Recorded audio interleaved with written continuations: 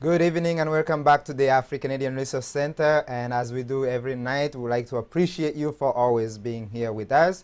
And as you know, the AfriCanadian Resource Center is a platform that is designed to bring you resources from the African Canadian community, let you know what's taking place within the African Canadian community, and also bring you leaders, organizations, businesses, familiarize you with who is doing work in the community. One of the things that we've seen over the last few years that we've been working towards this project was that there is a lot of people that are doing work individually.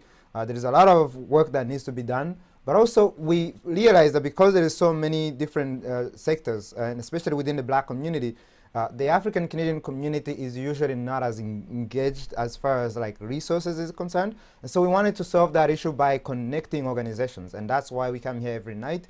We bring you individuals, but we also want to follow up on everybody and get those resources to a platform which we've been developing. So that way you can go to that platform, access anybody within the community that you wish to. If you want to work with them, if you're looking for service, or if you just want to participate in the activities, you can simply go to those platforms. So as we do during this project, we bring you those stories, but eventually we are going to actually allow you to just simply have a click away to find any organization that you want across Canada, as long as it's continental African Canadian. And as of course, we bring you other members from different communities across Canada, and we will also, we want to serve as that space, that platform for anybody from Canada, whether you're from the Indigenous community, from the general Canadian society, or black community, or whatever the area that you're coming from, simply to have access to the community, know what's taking place, and be part of that community. So that's why we are here. It is why we bring you this information every day. But of course, letting you know what is taking place, especially when it comes to COVID-19. And that is why we give you updates on COVID-19 every evening, including tonight, looking at Ontario, which reported about 987 more cases of COVID-19 on Wednesday, and 16 additional deaths, which is 16 additional cases linked to the illness, which today marks the highest single death number at 16 since the infection began in the late summer. Toronto recorded about 319 new cases, and the most of any public health unit around Ontario, with Peel coming in at second with 299, and the York region about 85 new cases. We are looking at, from what we told you yesterday, we are looking at opening up and allowing, for example, public sectors to be accessed, like bars, restaurants, and things like that. And so we hope these numbers continue to go down. Obviously, the number we're looking at now is still under 1,000, so we hope this remains the case. Other notable information or news, obviously, I know you must be, unless you live under the rock, you know what's going on south the border with our neighbors in the United States. And obviously, we are looking at different, they have not called the election. We don't know who won it yet. But what we know is that if you look at the landscape, the majority of what was in place will remain. The House will remain under the Democrats. The Senate is still under the Republican. Of course, people like Ocasio-Cortez, Ian Armour, all of these people that got really, they are more effective from the last couple of years. One, of course, Mitch McConnell is still around. For those of you who want to know the gridlock, it's not changing anytime soon, because anytime you have Mitch McConnell, you're not going anywhere. So the border, nothing much is changing, except maybe for some people, Biden might be the new president instead of Trump. But of course, you all know my opinion on that. So let's hope, let's hope they can get their acts together, because again, America is still the leader of the globe as far as economy, as far as everything that is, they're the most powerful nation on the globe. So we would see if they can actually get their acts together, because then that allows the rest of us to be able to run, whether it's businesses or whatever we do globally, with a better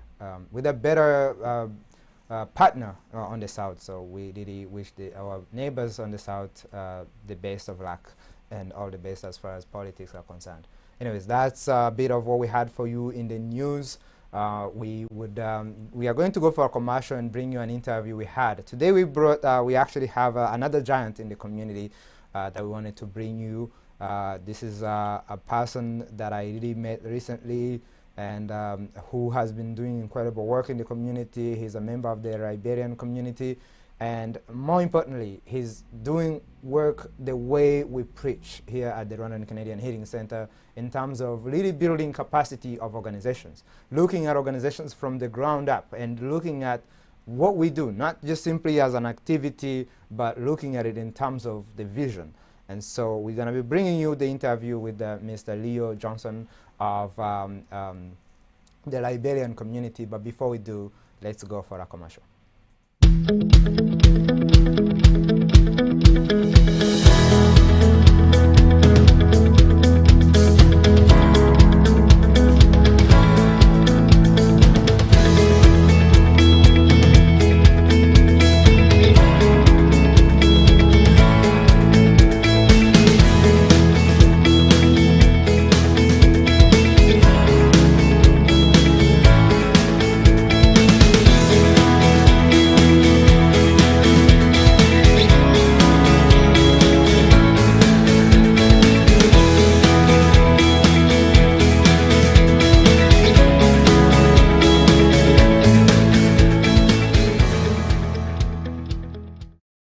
A message from the Government of Canada.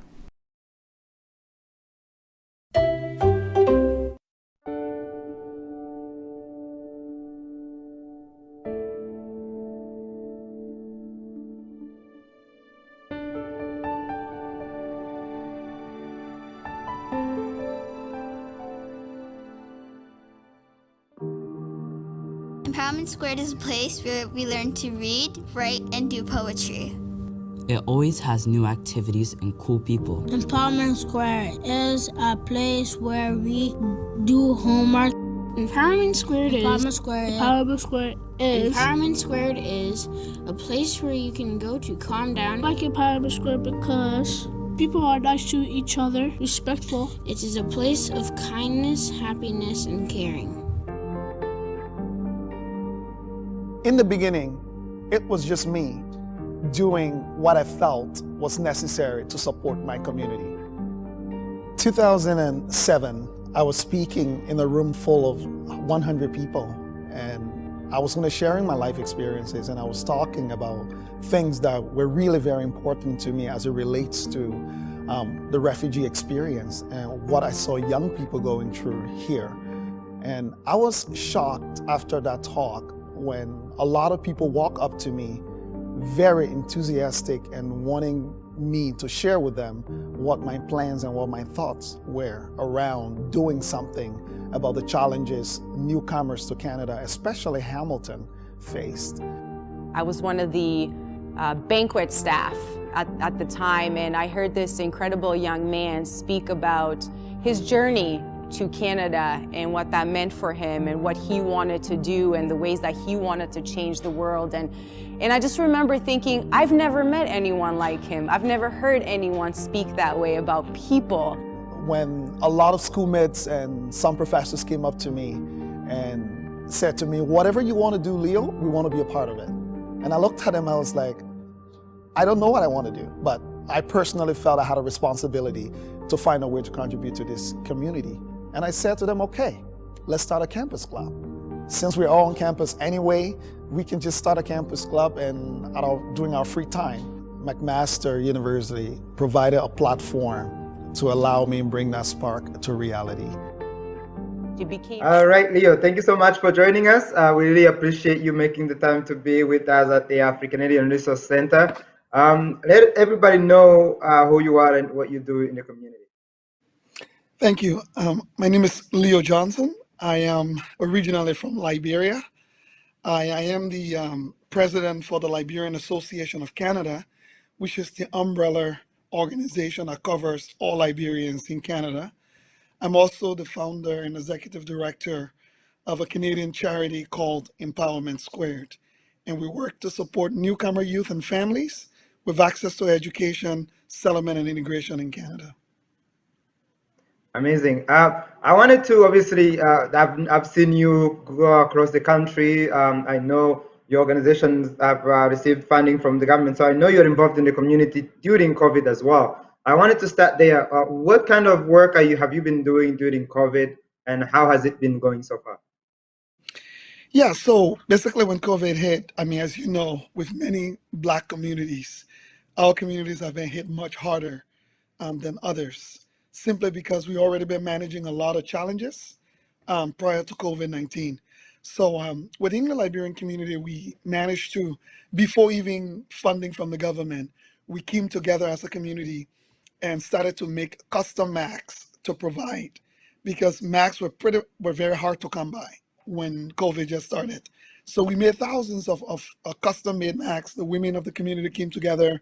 We provided the fabrics. They were producing these. And then we were reaching out to elderly in our community to see people who were struggling. We had the opportunity to apply for funding. We got just under $200,000 to support. So primarily we're supporting over 300 families in Quebec and Ontario primarily. And then we are helping with the other communities in other provinces. So right now, our primary focus is on food security, mental health, and social isolation. That's amazing. And this is, if you can let people know, because one of the things we're trying to do also is looking at the organizations and see what it requires to actually be able to actually access funding in Ontario. It requires obviously having the team and being active. How long has your organization been in operation? So our organization, the Liberian Association of Canada, was founded 2015. So not very long. That's about 5 years ago. But we immediately got really active. Once we were founded, we got extremely active. We hold an annual convention yearly that rotates from city to city. So every year, all Liberians across Canada will come to one city that we choose for our annual convention. And this is where we analyze the health of the community, where are the gaps, what we should be doing, and we'll set realistic goals for the next year, so that as all of these communities go back, whether it's in Vancouver, Edmonton, or Calgary, we have strategic goals for each of these areas, which we are supposed to accomplish within a year, which would then be reported on at the next convention. So we've been extremely active since formation. But I'll say, when it comes to criteria for receiving funding, a big part of it is really focusing your energy on particular outcomes, right? As communities, we get caught up in wanting to do everything sometimes, and it can be very difficult. Yeah. I think it's important to focus on very specific outcomes and then start to align yourself with much more established organization that can provide you the credibility that's needed to be able to engage funders. That's amazing. So, and when you look at the community, the Liberian community, do you have a number, like you have a sense of like how many people are in Canada overall from your community? That is extremely difficult. I'll make an estimate, but that's one of the things we've been doing since I took over. We're currently in the process of conducting an online census where people are just registering Liberians across Canada. But I'll say currently we probably sit around your 20, 25,000 based on what I know. We are a very small country to begin with, so we tend to be a very smaller community, but we're very close-knit in terms of being very tight. So those are just rough numbers. It could be more once we get the, by mid next year, I'll have a more accurate number based on the census. Okay, I mean, please do let us know, because one of the challenge we have also, even in my community, when I was meeting like officials, I've said this before, is they always ask you like how many people are in your community, because I think they base the service but also the support they provide on like how many people you have in your community. So at least you have a number. There's a lot of communities where we don't even have an idea. So at least you have an idea of how many, and we really look forward to that, because I think it's definitely something an organization should always know, like who are the members that you aim to serve. So that's amazing that you're already working on it, and we would look forward to seeing, to having an idea. As far as the mental health, maybe, how is, because I know your community has been through a lot, and we'll talk about it. How is your community doing when you think about the mental health services and what the services they receive, but also how are the members of the community doing overall? It's been very tough because, first of all, mental health services in Canada, we all know, is very mainstream. It's not designed to serve cultural diverse communities, right? That's how it's always been. And that is one of the biggest challenges the mental health sector is actually facing. The services that are available don't tend to relate to diverse communities. Beyond that, our communities have their own challenges, right? Mental health is not a context within our community. We don't realize it. We don't acknowledge it. Many times we don't even, it's a stigma to even admit that you're dealing with mental health challenges. So one of the things we've been working on over the years is something we call resiliency-based frameworks. So rather than trying to deal with it from a mental health perspective, we're trying to deal with it from a wellness perspective, right? Looking at things that what are coping mechanisms? When do you realize when your stress levels are high? When do you realize that when you're getting frustrated over things, when you and the kids are having clashes over things, when there is a mental health breakdown in the family? Instead of you looking at it as a problem with a stigma, we're trying to get people to switch into the mode of what are coping mechanisms as a family? What do we do? And we tap on what I call assets, right? We tell some of these people, if you survive the refugee camps, it's not easy to survive any refugee camp, period. So some of the same coping mechanisms you may have used to survive the horrific experience of a refugee camp could immediately come into play when you're dealing with issues of mental health. Some of the skills you may have developed, and going through refugee camps or being a newcomer to Canada, we often forget. People throw those away easily when we integrate. So instead of waiting for mental health crisis, clearly there are some cases where we have to refer to trained professionals to intervene, but a majority of the cases are actually tinkering on the brink of mental health. And if you put in the right coping mechanisms and ways that people can deal with this more, we've seen a tremendous improvement. Like in the Liberian community, we do something called wellness sessions every month. So we all have this open Zoom calls where we just check in. People just provide us feedback. How are you doing? Do you know of anybody in the community that is struggling? What is the community in Edmonton doing? Is it working better? What can we do in Hamilton? What can we do in Toronto? What can we do in different places? So people don't feel isolated. People feel like they can talk to someone despite COVID. That's amazing. And also looking at it, just the idea of having someone to talk to, somebody who understands you, somebody who understands the journey that you have been through. To me, as a person who have gone through, I actually, a few years ago, went through PTSD, and part of it, I had depression, anxieties, and part of the reason why we have the organization we have now was because I wanted to raise awareness of mental health in our community. And one of the things that I realized was just sharing the challenges that I went through every day. Once I started talking about it, man, my world became different, and I went back to being myself again. And so I think it's crucial to begin there, and I'm glad that you're doing that, being able to have those people around you, or at least being able to provide that support from the people, from your own community, because you understand each other better than anyone else wherever we're, right? That is very, very important. And I often say this, many a times when we come from, whether it's from refugee camps or from economically challenged countries or wherever it is, especially sometimes from poverty as well, from the landscape of poverty, we get here so quickly and tend to think that our solutions everybody else provides or we should just rely on the services that are available for our solutions. But I often say, sometimes we come with more to offer than the services that are here have.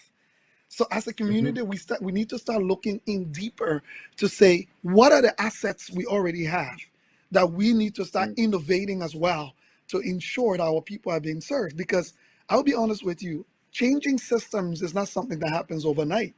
While we are working to say, let's change the systems, let's make it better, we can't just keep fighting.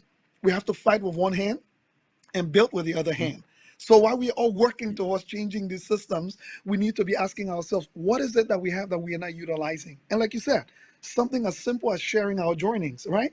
If I've managed to figure out how to knock myself out of that cycle, most of my brothers and sisters are still there. There's a thing or two that I've learned that I can relate to them with and say, you know what, let me share my experience with you. Maybe you might find something there that resonates with you as well. Absolutely. Talk to us about the Empowerment Squared. What is the organization? So Empowerment Squared. That's it. Yeah, it started out of my experience when I got here. I was much younger, and I quickly realized that I was shocked in Canada that kids were still dropping out of school, right? Because I came from a place where your parents have to pay your tuition or else you're not going to school. So my trouble, I really wanted to understand how young new Canadians were integrating? What was their journey? There's a lot of emphasis on how people integrate in Canada, but it's mostly on adults. People assume that the children will just follow their parents, and that is not the case. And that's how Empowerment Square started. And I quickly narrowed it down to the fact that the education system has the greatest impact on young new Canadians.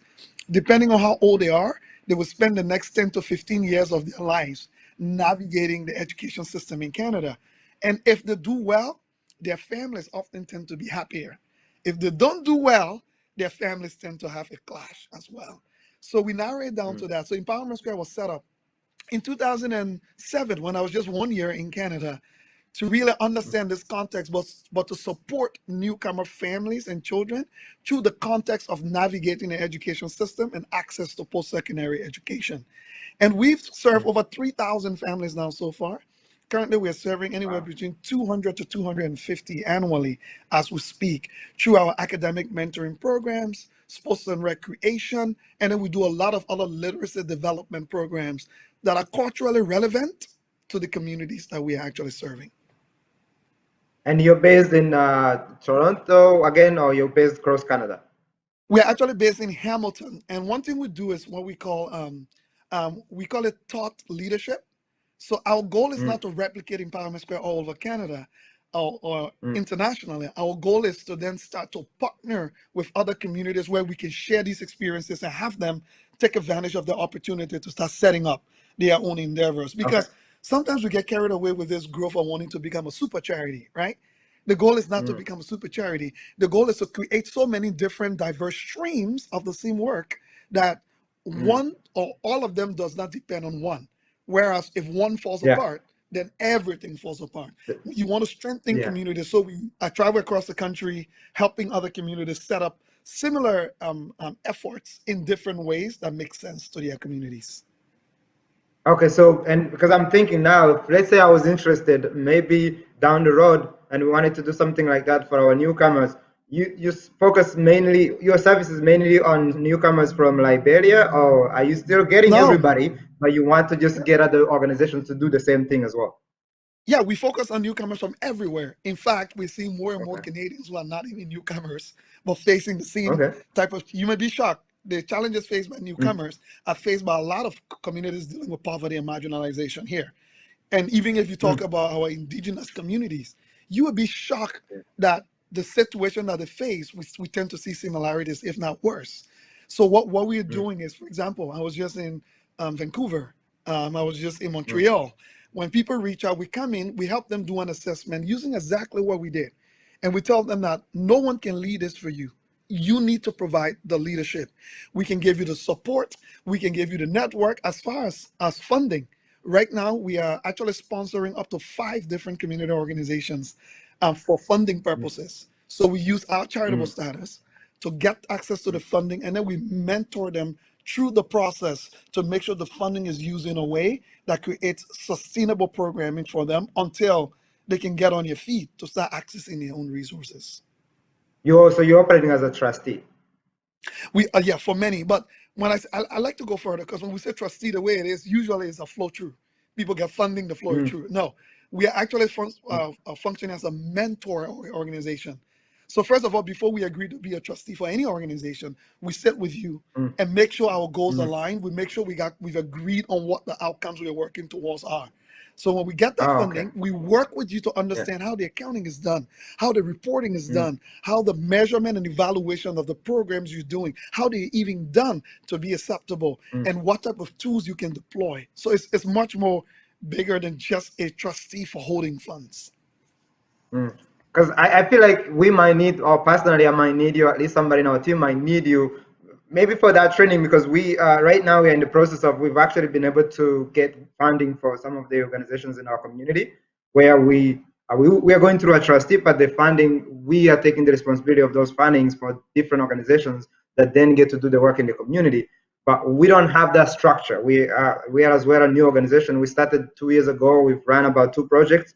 And so maybe having somebody with your experience and that mentorship, that kind of program, I don't know, that's probably a conversation we can have another time, but really something that I feel like we need as far as the experience and being able to actually operate different, with different organizations where you're responsible, but also you want to make sure that they can take on the helm and do the work without you down the road?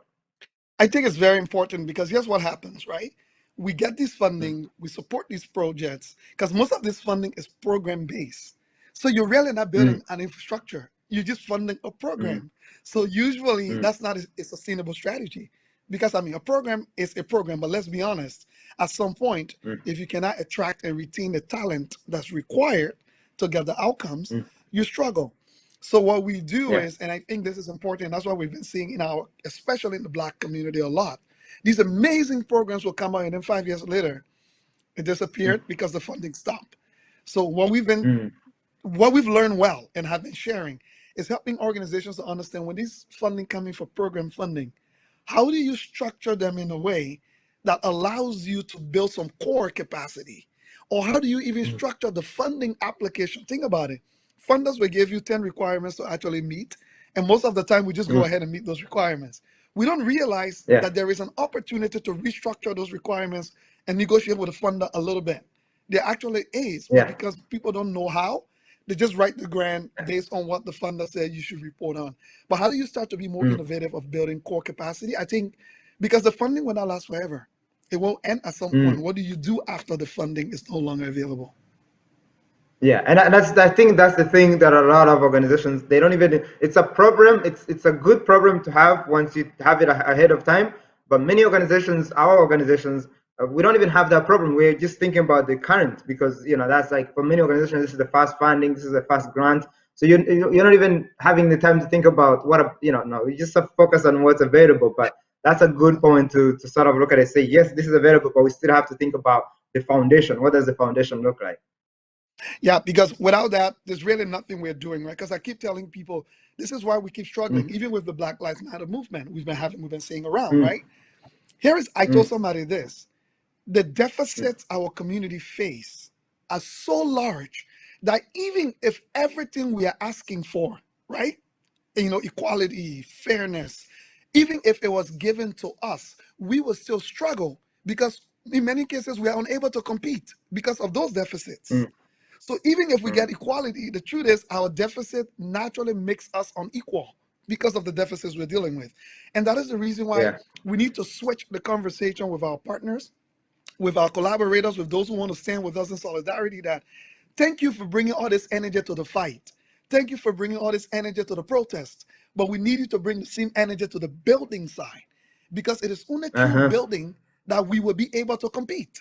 And trust me, if we win the victories and can compete, 10 years later, we'll be here fighting for the same thing because we will get through the same circle, the same people we fought against.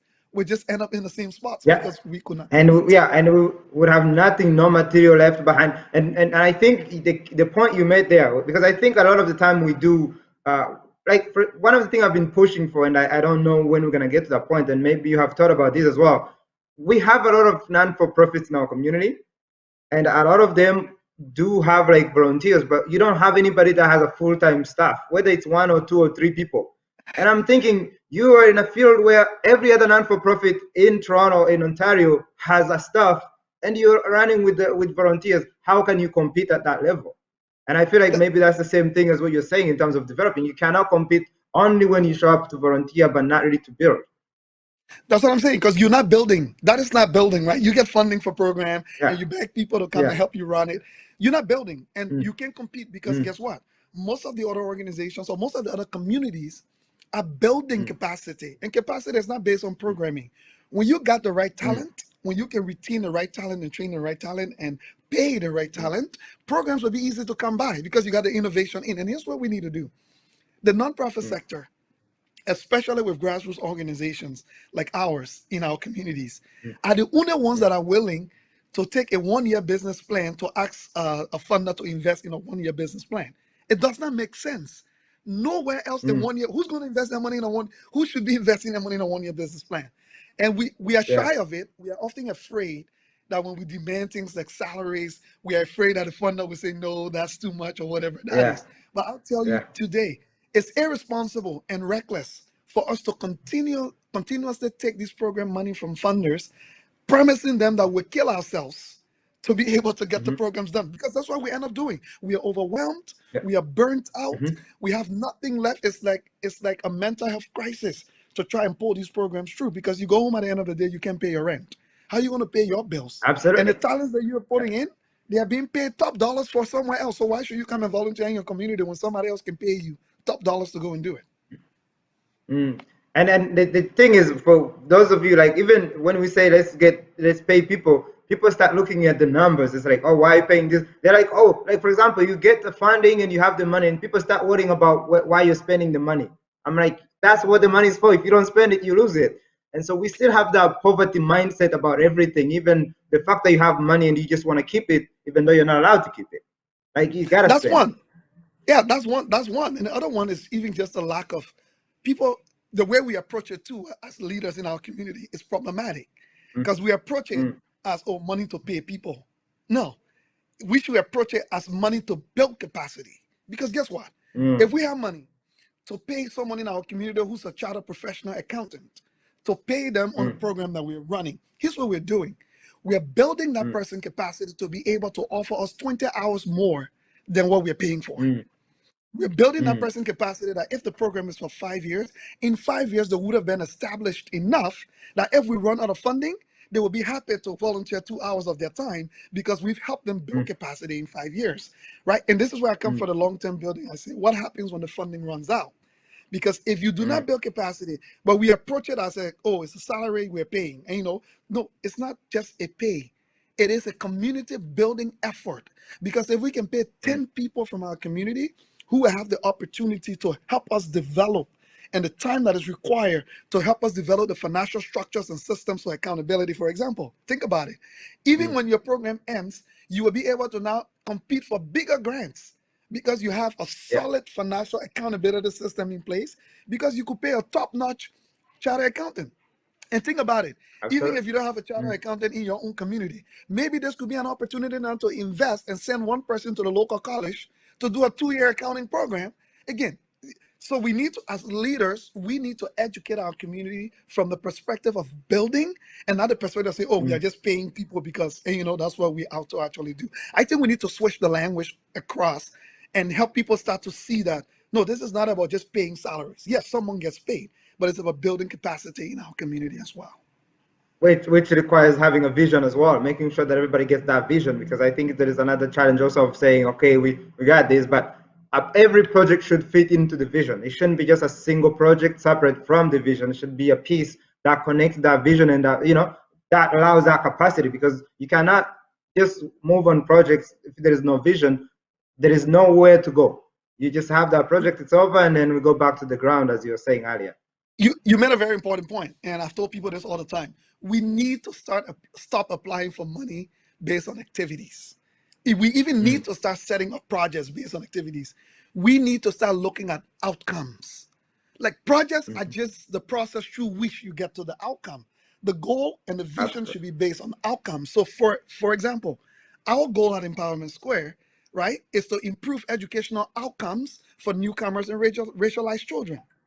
It's to improve educational outcomes. That is the goal. So whether we do a homework program, whether we do a sports program, whether we do an academic program, those are just things that could change. Those are all strategies. It's not a goal in and of itself. The goal. So because of that, our funding strategy is not based on saying, oh, we run this academic program for 2 years or for 6 months. No, the funding strategy is like, what are the things we need to do to improve educational outcomes for our children? And some of those would take us 10 years of building. Some of it would take us 5 years of building. So when you approach funders, you're having a more serious conversation than 5,000 here, 25,000 there, 10,000 here. No, we're saying on average for the next 6 years, we need $200,000, for example, to be able to improve educational outcomes for 500 kids within our community. That is a much more vision-driven thing that you can, organize around than saying, let's do an after-school program for our children for the next 2 years. That there is a limit to that. And no, it's really a good point, and I think something that the African Canadian community overall needs to hear. Because for me, I'm new in the community. I was talking to you yesterday. I'm a newcomer in the community. I just identified the problem and I wanted to solve it. For example, you just talked about what your vision is about. Our organization is most focused on building a healing center. But if you look at it now, we're running an awareness campaign where we are sharing different information about COVID, and we're building a platform for resources. The reason why we wanted to have this as a part of our project, building a platform for resources, is because we know down the road when we are ready to build a center, individuals whom we have helped connect, provide resources to, will look back to us and say, you know what, we can also help you get to that point.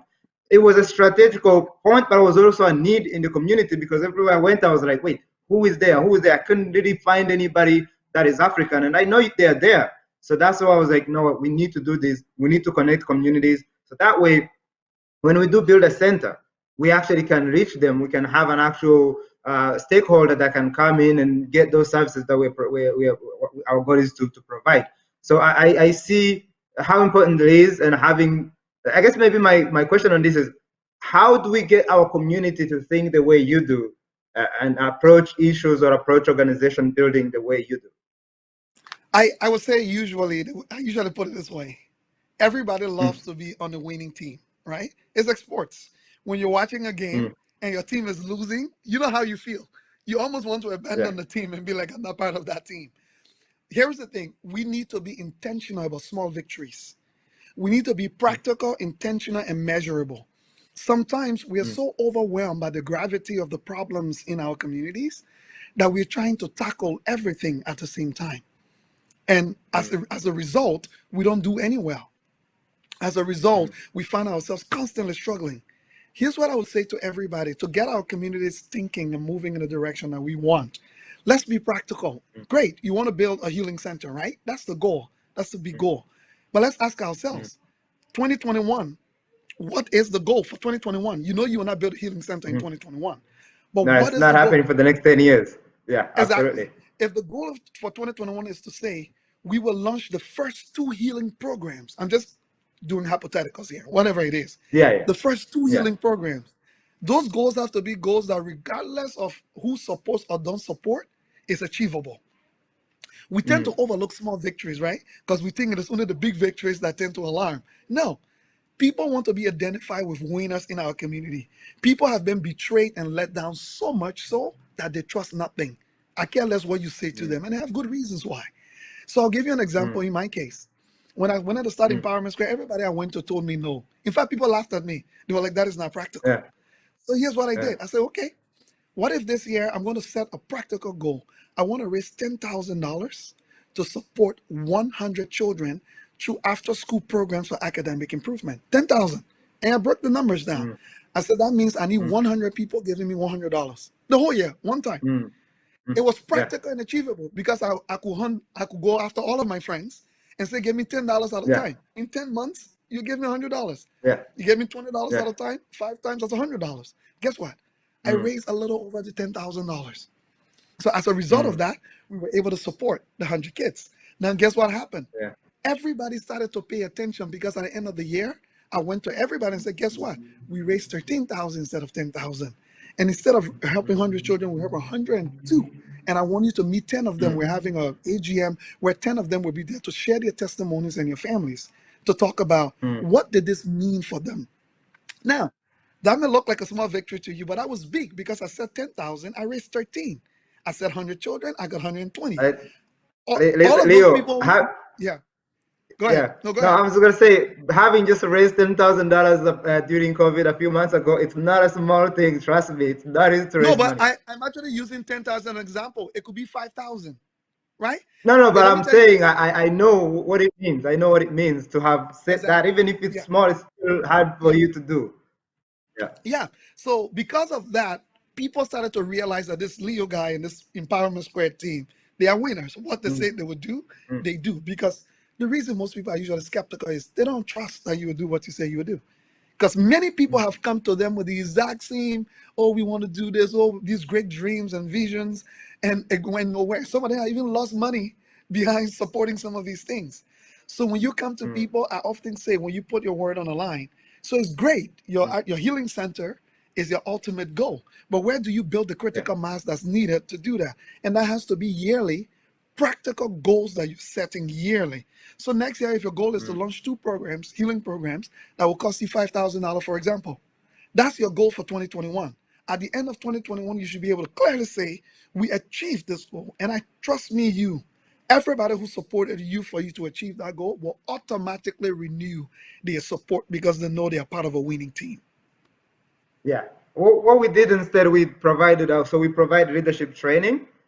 We've just done, we completed our last one this year, and then we're obviously looking to do another one next year. So and if I ask throughout you the years, a little trick question, yeah. if I ask you a little trick Please question, go ahead. if I ask you, how Yeah. much financially does it cost to do the leadership training? Do you have a number? It costs us about 25, specifically for the training, around 25,000.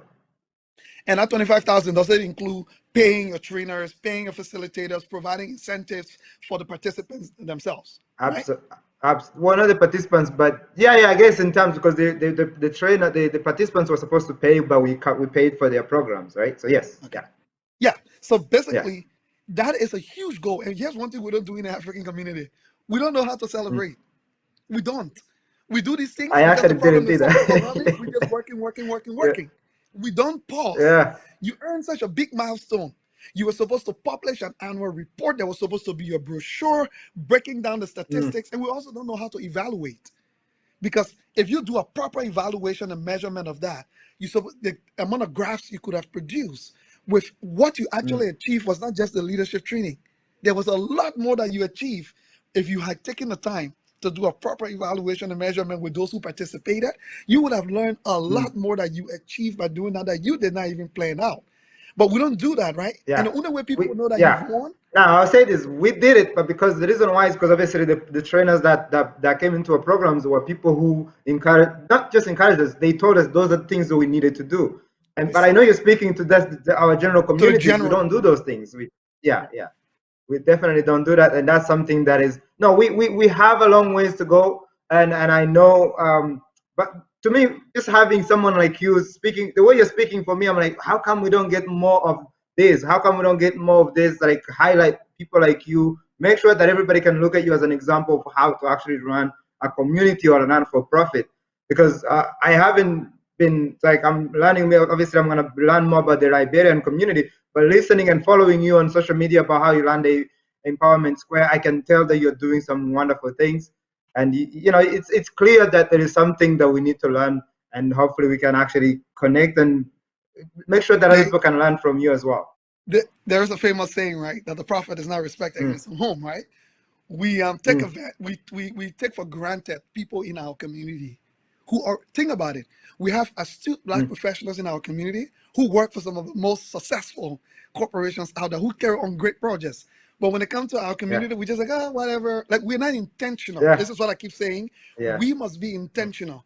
If Kizito is good at doing X, Y, Z, and this is where he's worked for the last 30 years with this company, why are we sitting there when we are struggling with the same problem? But only because Kizito is among us and he's available to us, we don't care. We're not intentional about saying, Kizito, we need to set up a 6-month project to find the resources we need so you can help us through X, Y, Z. No, we're not intentional about it. So we take it for granted. It's just there. We're like, oh yeah, when we need something, we'll run to him. And, every now and then people will come to you. Can you help me with this? Do this particular piece? And then you do it and then they go. And then something happens again, they come back and do it again.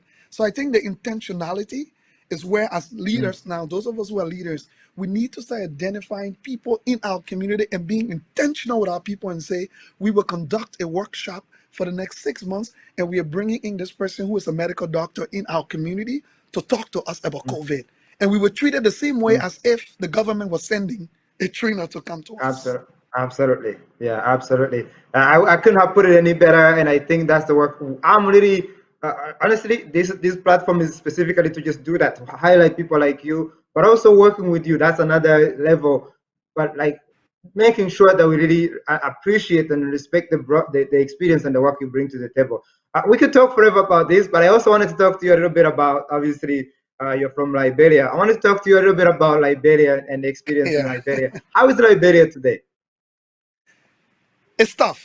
The one thing I can say, we have peace and stability right now, which is the most important thing. I always tell people, the longer we keep the peace, it will get better. So we need to keep the peace and stability. But the country is tough economically. There are all kinds of challenges, from governance to infrastructure to just everything. unemployment, you name it.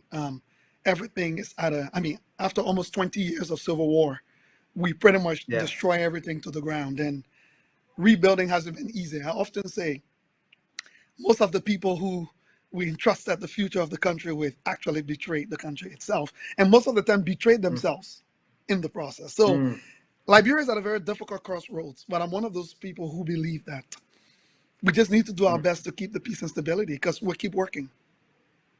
Yeah, absolutely. I always talk to people. To me, in any nation where you have peace and stability, people can actually imagine and be innovative, right? But if you're afraid, if you have obviously you want to be able to have, like, the poverty can also hinder us, and hopefully that can be solved before anything else. But really begins with peace. So if there is peace, obviously that's something to celebrate. And I know, obviously, I always compare to, we went through so much in Rwanda, but it happened so quickly. What Liberia went through just went on forever. So I can imagine even just the aftermath, the trauma that your community must be facing right now. Yeah, you still have over 250,000 former child soldiers. Like, what do you do with that population, right? They are mostly now young adults and adults. Like, what are you going to do? You have half of the country in the diaspora, people still in refugee camps, directly, families separated, like all of the pieces you have to pick up. But I often say this to most African countries that I've traveled to now, that I think we've continued to make one mistake, and the mistake is government is the problem. It cannot be the solution. It's a mistake. And because many of us have sat in this waiting and holding pattern, waiting for a better government, thinking that because we elect the next government, the problem will be solved. I've come to argue that governments have actually been the problem. So they cannot be the solution. This is how I actually put it. If I give you, Kizito, 100 oranges and say, my brother, please help me make orange juice, and 90 of the 100 oranges are rotten, only 10 are good. I don't care how much sugar you put into that, that's rotten orange juice, right? So these people who become leaders in our country are the people we elect from amongst ourselves. But the sample size is bad. We haven't done a good job at the bottom level to empower our young people. And this can be done in spite of government. I keep arguing.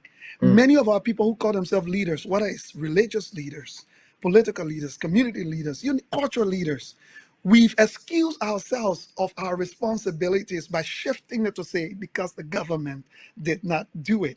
I think in African countries, it's time for all of us to start to do what we can within our means. Don't get me wrong. We need to hold the government's feet to the fire. We need to criticize it. It's the same idea.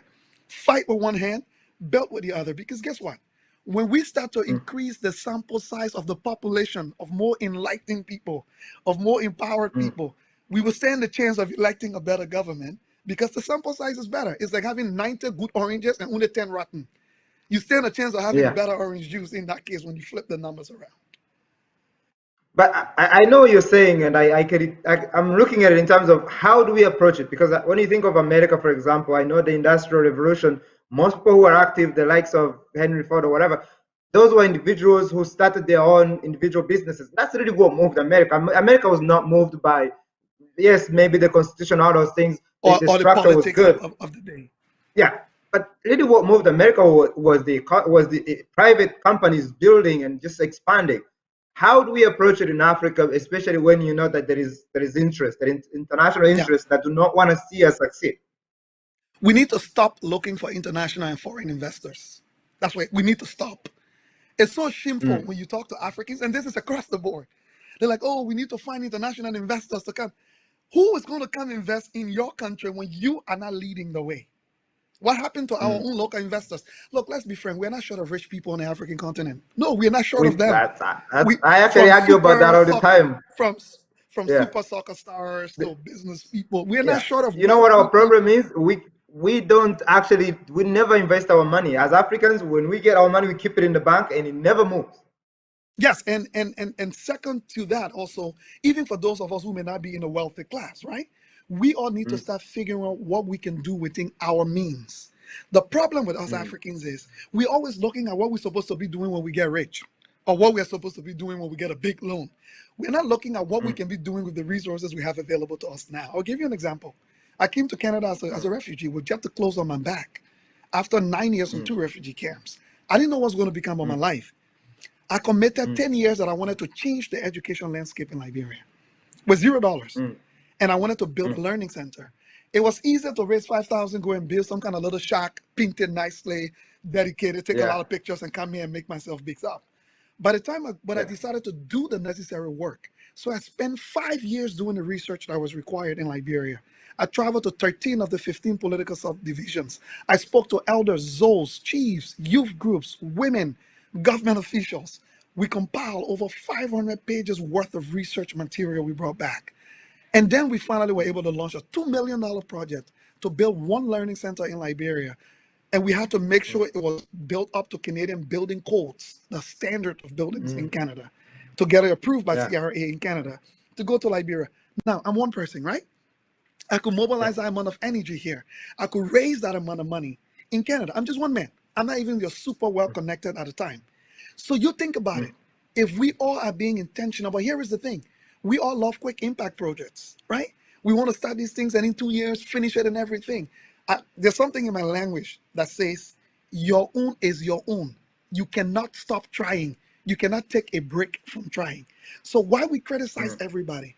The same thing about a winning team. Because of the work I do in Liberia now, people call me. Someone called me and said they're ready to donate $100,000 just like that in one check because of the work that they've heard about. But we said and have all these dreams in our head. We blame all the other people for not doing their part, but we're not chastising and evaluating ourselves. What is your part? Because if you're a citizen of your country, I care less if you're poor or rich. You have a part. So are you doing your part, or are you waiting for others to do theirs before you can do yours? Yeah, and are you just there waiting for the government, the handouts? And that's really the point of handouts. Handouts is anytime you always say, oh, but what's coming to me, without looking at it and say, well, wait, what am I contributing back? And I think that's a challenge. We feel like that's just for people, that there's a specific group of people that are special, that are meant to give back. No, it's for all of us to do it. The question is, what part are you playing? Yeah, and the example I also give is this. In Liberia, Firestone came to Liberia in 1927. These people bought about 1 million acre of land, I think for 75 cents an acre, right? Opened the largest natural rubber plantation in the world in Liberia. Most of the raw materials that the United States was using in World War II was coming from Liberia, right? Liberia was the largest producer of rubber. Since 1927 up to 2020, they are still there. We're not able to produce a pair of rubber gloves in the country. So basically, these people have been shipping raw latex since 1927, adding no value. And you just start the raw latex. It's just there and it's gone. Yeah. So that's the question I asked my brothers and sisters when I went to Liberia, because all Liberians got together to blame Firestone. And people are protesting, why is Firestone not producing value-added products? And I asked them, who stopped a Liberian from opening a rubber production plant? Who stopped a Liberian from opening a factory that turns raw latex into plastic materials and shoes and clothing and other stuff? Nobody. But we all believe that Firestone is a business. They think the best way to make profit is to ship our raw latex. You can't stop them. They have the right to do that. If you want to push, but you can compete with them. Yeah, exactly. So you even have a better upper hand as a Liberian if you have the money, and we have rich Liberians, right? Who stopped you from opening a factory that would produce the raw latex right in Liberia? No, but everybody wants to go work for Firestone to tap the raw latex and give it to Firestone and get paid, and then to ship it out. And we sit there in our country and blame Firestone instead of saying, okay, we will push our government. It could even be a government-owned factory. You think about it. It doesn't even have to be an individual. Rubber is one of your greatest assets. Is your largest single export. So why are you still in the country exporting raw latex and not shoes and material? We should create a lot of jobs, employment, economic opportunities, export. No, but everybody in Liberia blames Firestone and say Firestone is wicked and they are bad. I'm like, they're not. They are a business. Businesses always look for ways to maximize profit. Any Liberian with the money can go to Liberia and open a rubber factory. Firestone did not stop you from actually doing that. But again, I'm just giving you the idea of the mentality that we think it is an international business that main goal is to make profit. We think it is their job to meet our economic needs and not our own selves. Yeah. No, I'm sorry. The mindset, like there's just a lot of things that I think as Africans we need to approach differently. And obviously, like having people like you listening to you, really that's how mindsets change. It's just listening to people who think different, who are also active, because that's key. People who are active, people who are making change. And so that's why I really appreciate you being with us. I mean, again, I think you and I have just spoken to you now, but I feel like we could talk forever.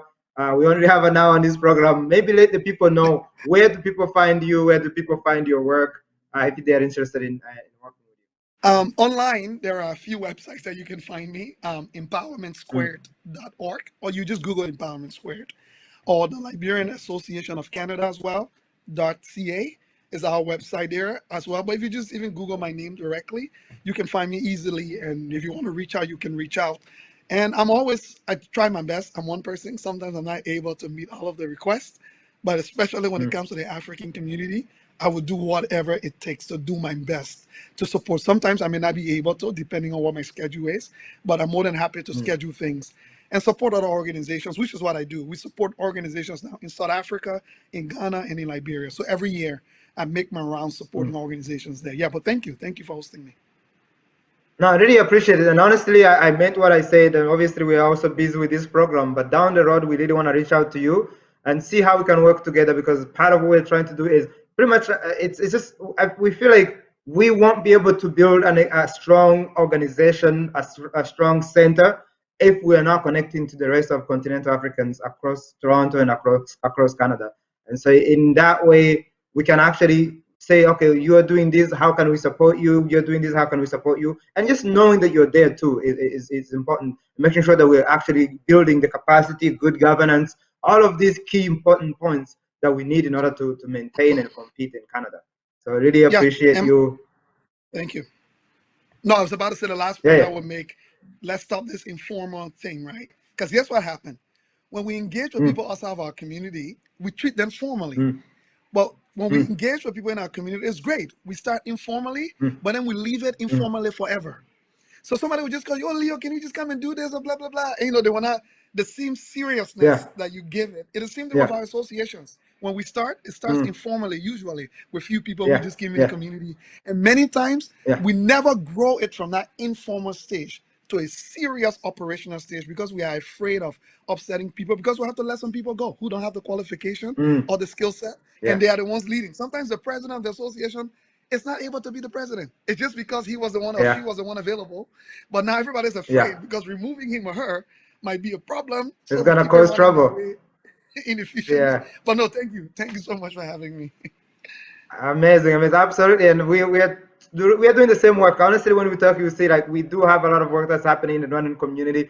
So I'm really excited to see and hear that there is more organizations that are doing good work. And I really look forward to that. Really appreciate it. And hope you stay safe, by the way. Obviously it's COVID time, so stay safe. Thank you. And keep doing good work. Good to see you, my brother. And thank you for having me. And I'm pretty sure we will be in touch. I appreciate it. All right. Our thanks to Leo Johnson for being with us this afternoon. And obviously, as you heard, I mean, having a conversation with somebody who is in the community, pushing hard, and also getting work done is incredible. It's exciting for us. Obviously, for the Rwandan Canadian Healing Center, one of the things that we are learning as we enter into this work is how to maintain, because we've gotten funds last year, we got funds this year, but how to maintain and create these relationships on a long-term basis. And speaking to Leo Johnson and their work with Empowerment Square or the Liberian Association, you're able to see some of the work that they're doing, and at least listen his excitement, the way he talks about the work that he's doing in the community. You can tell that that's somebody, for me particularly, that I want to know, because I definitely want that, whether it's mentorship, whether we can collaborate, however it's going to be. Really, we want people like that. We want to highlight people like him in the community, so other members of the African community, other members of our communities can actually tap into their resources, which is why we're here every day to bring you those resources. And like, as I've said before, resources are not just money, resources are people. For me, the Liberian community in Canada, the Empowerment Square, and obviously Leo Johnson, these are resources for somebody who is trying to build an organization, for somebody who is trying to build, whether it's non-for-profit or association.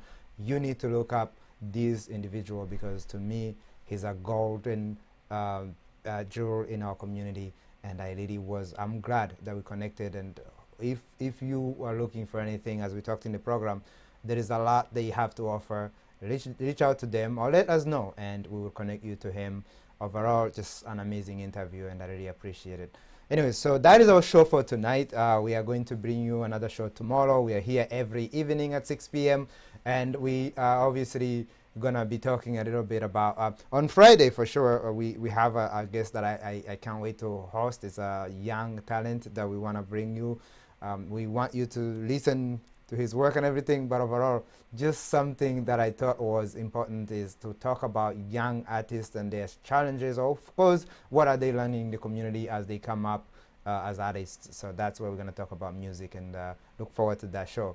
Anyways, without further ado, have a wonderful evening, and Black Power.